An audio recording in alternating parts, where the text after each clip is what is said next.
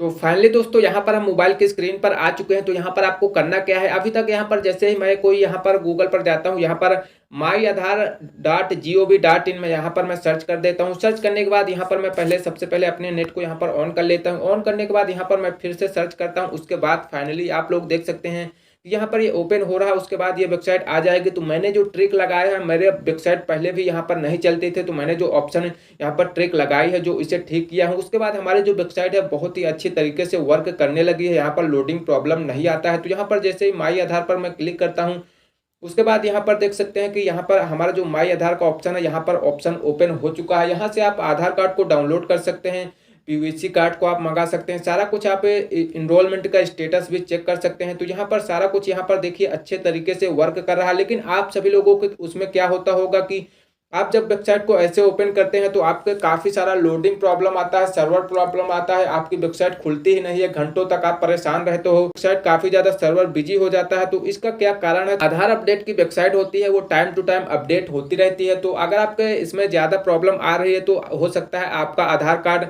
जो वेबसाइट है उसे मेंटेनेंस पे हो, यानी कि अपडेट हो रहा हो। अगर आपके सभी के मोबाइल में चल रहा है, आपके मोबाइल में प्रॉब्लम आ रही, तो आपको मैं बता दूं कि इसका सलूशन क्या है। तो इसके लिए आपको सिंपली आ जाना है यहाँ पर बैक में। सबसे पहले जो तरीका है, आपको इसको डेस्कटॉप साइड में इस वेबसाइट को चलाना है। उसके बाद फिर भी प्रॉब्लम सॉल्व नहीं होती है तो उसके बाद आपको जो दूसरा तरीका है वो आपको मैं बता देता हूँ।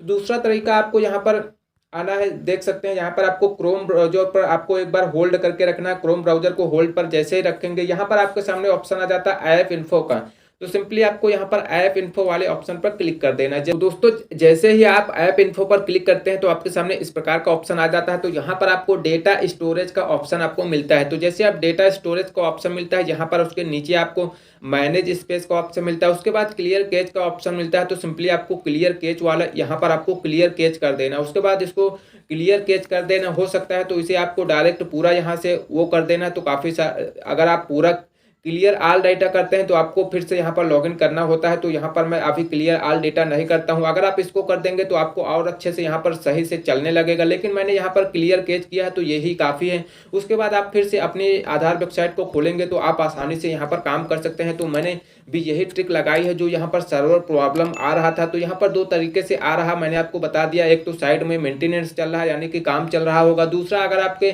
मोबाइल पर हमेशा से यही प्रॉब्लम आती है तो आपको जो मैंने ट्रिक बताई है यही आपको यूज करना है। तो आशा करता हूँ आपको ये वीडियो काफ़ी ज़्यादा पसंद आया होगा। वीडियो पसंद आए तो चैनल को सब्सक्राइब करें, वीडियो को लाइक करें, ज़्यादा से ज़्यादा इस वीडियो को शेयर करें। मिलते हैं किसी नेक्स्ट वीडियो में, तब तक के लिए बाय बाय।